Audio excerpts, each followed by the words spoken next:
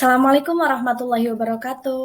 Halo teman-teman, apa kabar? Semoga selalu dalam lindungan Tuhan Yang Maha Kuasa dan selalu diberi kesehatan ya, terutama dalam situasi COVID-19 seperti sekarang ini. Ya, perkenalkan saya Alfi Oktavia, saya akan menjelaskan salah satu pembelajaran BIPA B2 Unit 1. Jadi tetap semangat meski di balik layar, oke? Ya, seperti yang ada pada gambar di sini, I'm smiling under the mask, hugging you in my heart.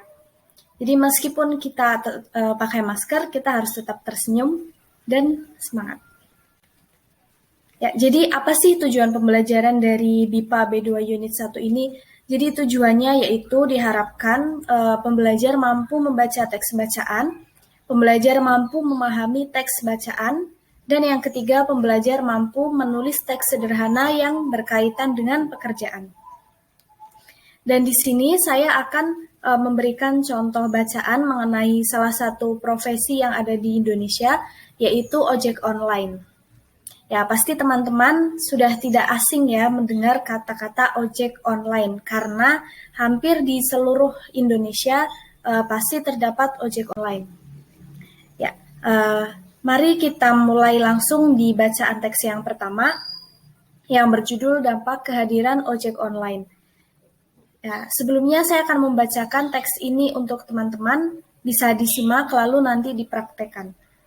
Akhir-akhir ini marak bermunculan jasa layanan ojek online yang dapat dipesan melalui smartphone. Hanya dengan smartphone, koneksi internet, dan GPS, layanan ojek ini siap menjemput dan mengantarkan penumpang ke tempat tujuan. Munculnya ojek yang terbilang baru ini menuai pro dan kontra. Beberapa orang menganggap kehadirannya mengganggu penghasilan tukang ojek konvensional. Akan tetapi, sebagian orang beranggapan bahwa kehadiran ojek online sangat membantu dan cukup praktis.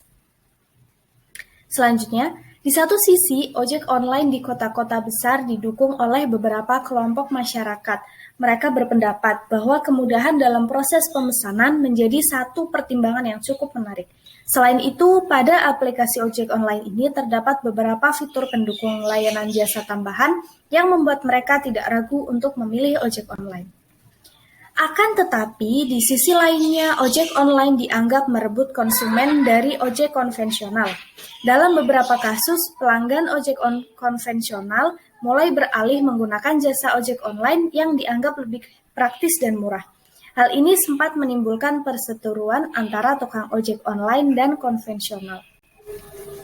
Nah, berdasarkan kelebihan dan kekurangan yang tadi, ojek online memang masih menjadi permasalahan yang cukup rumit di masyarakat. Penghapusan layanan ojek online juga bukan keputusan yang bijak.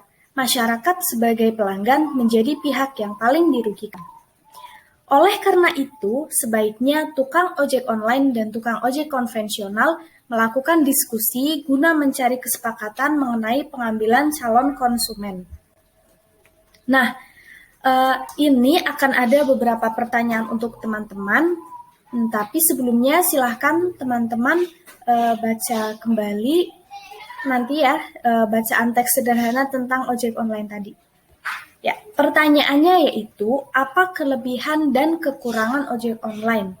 Jadi ketika teman-teman sudah membaca dan memahami dari teks bacaan tadi, pastinya dan tentunya teman-teman akan bisa menjawab soal-soal ini dengan mudah dan lancar. Lalu pertanyaan selanjutnya, di antara ojek online dan konvensional, mana yang Anda pilih? Nah, jadi sesuai dengan kebutuhan teman-teman, mana yang lebih teman-teman pilih antara ojek online dengan ojek konvensional? Karena tentunya dari kedua perbedaan ini antara ojek online dan ojek konvensional pastinya memiliki kelebihan dan kekurangan masing-masing. Teman-teman bisa pahami dan baca teks bacaan tadi, setelah memahaminya bisa menjawab pertanyaan ini. Nah, lalu ada kosakata yang kita dapatkan dari pembelajaran tadi.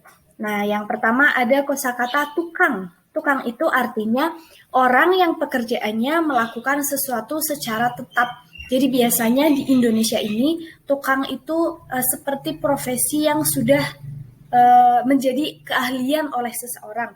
Misalnya tukang ojek sudah pasti tukang ojek ini ahli dalam mengendarai sepeda motor. Begitu, misalnya tukang pipa air. Nah, tentunya orang ini sudah ahli dalam urusan pipa air.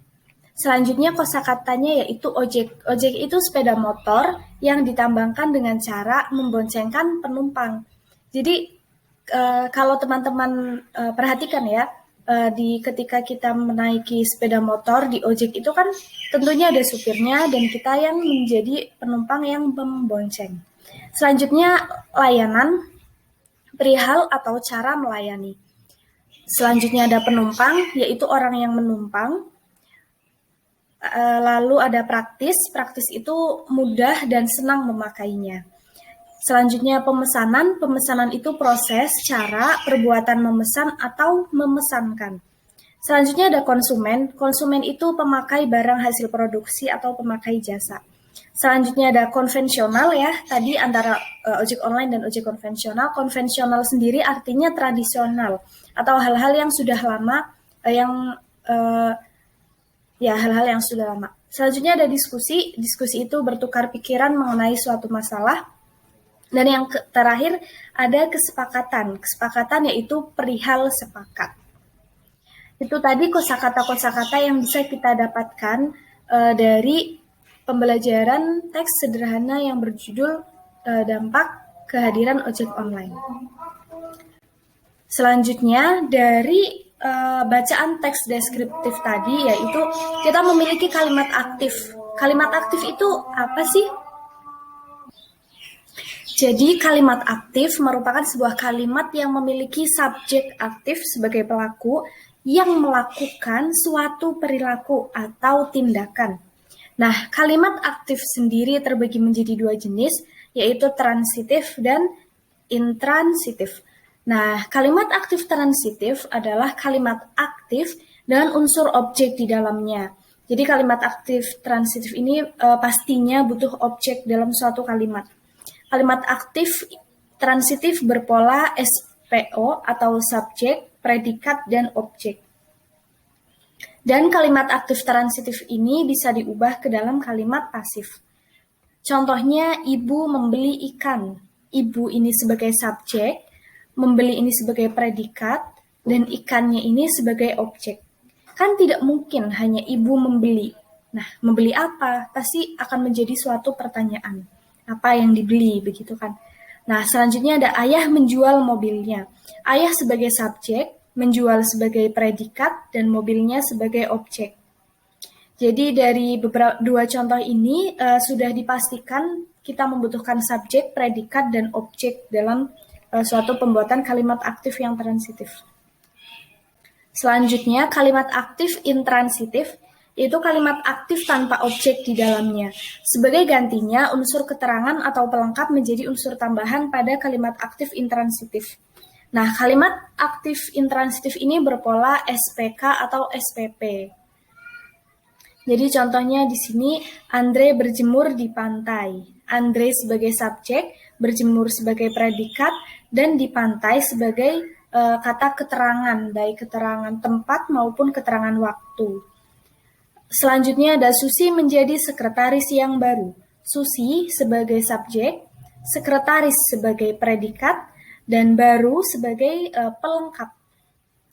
Selanjutnya, yaitu tadi penjelasan dari kalimat aktif baik transitif maupun intransitif. Selanjutnya kita ke materi pojok budaya atau wawasan tambahan ya mengenai budaya di Indonesia.